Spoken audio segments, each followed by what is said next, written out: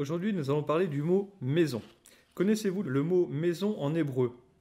Vous le connaissez sans le savoir. Pensez à Bethléem.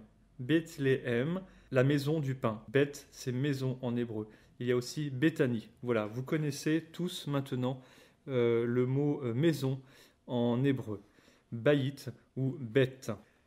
La maison, c'est d'abord la maison où l'on habite, la maison particulière. Ainsi, dans la Bible, au livre des rois, le roi fit appeler Chiméi et lui dit « Bâtis-toi une maison dans Jérusalem, tu habiteras la ville et tu n'en sortiras pas pour aller où que ce soit. » Le mot il désigne ici la maison particulière. Mais la maison, c'est aussi la maison du roi. Au livre des rois, lorsque Salomon eut achevé de bâtir la maison du Seigneur et la maison du roi, le Seigneur lui apparut une seconde fois. La maison particulière, la maison du roi, la maison c'est aussi la maison de Dieu. Et ainsi, au livre de Samuel, Dieu dit à David, « C'est Salomon qui bâtira une maison pour mon nom. » Mais la maison peut aussi désigner toute une famille. Ainsi, au livre de la Genèse, à cause des eaux du déluge, Noé entra dans l'arche et avec lui ses fils, sa femme et les femmes de ses fils, autrement dit toute sa maison. Le mot maison peut encore désigner la maison paternelle, le clan. Ainsi, au livre de Samuel, la guerre fut longue entre la maison de Saül et la maison de David.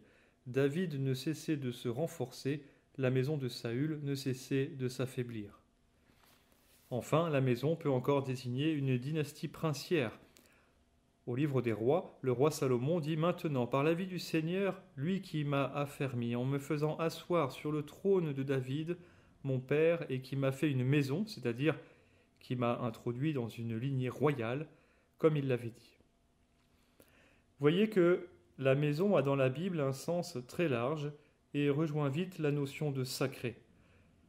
Il n'y a pas de confusion entre le profane et le sacré, mais la maison abrite le peuple dans toutes ses dimensions, familiales, politiques, liturgiques.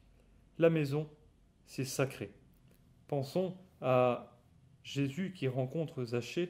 Zachée, aujourd'hui, je viens loger chez toi.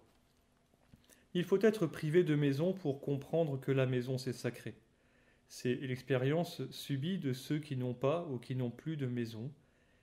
C'est encore l'expérience voulue des voyageurs et des pèlerins. Jésus nous parle souvent de la maison de son Père. Il parle du temple, de la maison de Dieu, mais aussi de lui-même. Il se donne à nous dans l'Eucharistie. Ainsi, quand nous recevons le corps du Christ, eh bien, chaque chrétien devient une maison de Dieu. Chaque chrétien et la communauté tout entière forment une maison spirituelle appelée à l'éternité à revêtir notre habitation céleste. Au livre des Actes des Apôtres, saint Paul rencontre Lydie dans une ville de Grèce, la ville de Philippe. Lydie a reçu le baptême, elle et sa maison, et elle invita Paul et Silas. « Puisque vous estimez que je crois au Seigneur, venez loger chez moi. » La maison de Lydie devient ainsi la maison de Dieu, car à celui qui entend la voix de Dieu et lui ouvre la porte, Dieu entre chez lui.